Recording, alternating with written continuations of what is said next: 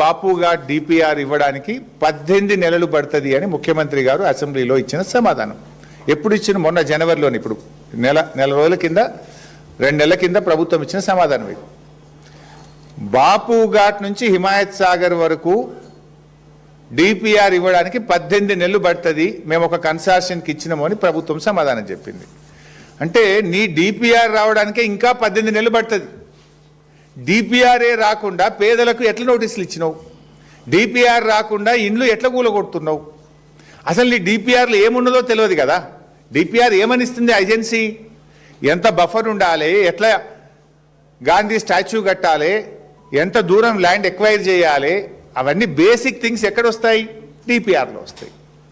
There is no DPR at all. DPR రావడానికే 18 నెలలు పడుతుంది అని అసెంబ్లీలో నువ్వే సమాధానం చెప్పినవు. డిపిఆర్ లేకుండా ఎందుకు పేదలకు నోటీసులు ఇచ్చినావు? ఎట్లా, ఏ బేసిస్లో నోటీసులు ఇచ్చినావు? డిపిఆర్ఏ లేకుండా 10,017 ఇండ్లు కూలుస్తాము అని గెజిట్ నోటిఫికేషన్ ఎట్లా ఇచ్చినావు? వితౌట్ డిపిఆర్ నువ్వు ఈ నంబర్ ఎట్లొచ్చింది? 10,017 ఇండ్లు కూలుస్తాము అనే నంబర్ ఎట్లొచ్చింది వితౌట్ డిపిఆర్? దీనికి సమాధానం చెప్పాలి. నీ డిపిఆర్ 18 నెలలకు వచ్చేది ఉంటే ఇప్పుడే ఆ పేదలకు ఎందుకు నోటీసులు ఇస్తున్నావు? ఎందుకు బుల్డోజర్లు పంపుతున్నావు? ఎందుకు ఆ ప్రజలకు నిద్ర లేకుండా చేస్తున్నావు? ఎందుకు ఆ పేదల ఇండ్లు చాదర్ఘాట్లో 300 ఇండ్లు కూల్చినావు? దీనికి సమాధానం చెప్పు.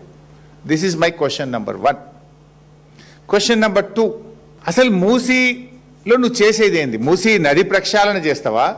మూసీ సుందరీకరణ చేస్తావా? మూసీ పునర్జీవన్ చేస్తావా? What is that you are going to do? Please clarify.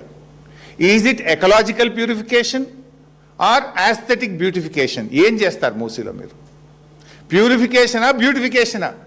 ప్రజలకు చెప్పు. ప్యూరిఫికేషన్కు మేము సహకరిస్తాం.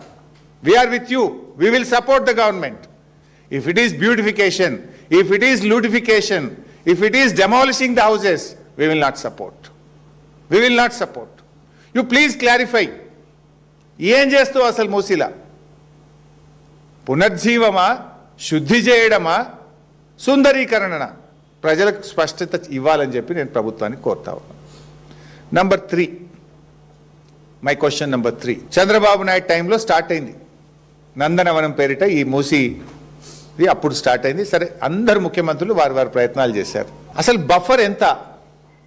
ఒక ప్రభుత్వం బఫర్ 9 మీటర్లని ఇచ్చింది, ఒకరు 30 మీటర్లని ఇచ్చారు, ఒకసారి 50 మీటర్లని ఇచ్చారు.